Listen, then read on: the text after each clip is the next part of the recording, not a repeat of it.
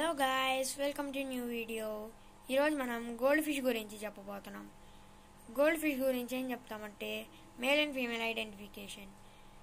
ఇంతకుముందు పెట్టిన వీడియోలో gold fish male and female identification గురించి అడిగారు, అందుకని వాళ్ళకే ఈ వీడియో. ఇదిగోండి, ఇదేమో మేల్ ఫిష్ ముందున్నది, వెనకాలదేమో ఫీమేల్ ఫిష్. ఎలా అంటే మేల్కేమో కడుపు సన్నగా ఉంటుంది, తిన్నా తినకపోయినా వెనకాల వెళ్తుంది కదా, అదే ఫీమేల్ ఫిష్కి కడుపు ఎప్పుడు లావుగానే ఉంటుంది. ఇదిగోండి, ఇది ఫీమేల్కి ఎక్కువ లావుగా ఉంటుంది తిన్నా తినకపోయినా. ప్రెగ్నెంట్ అవ్వకపోయినా కూడా లావుగానే ఉంటుంది కొంచెం మేల్ కంటే ఫీమేల్కి పొట్ట.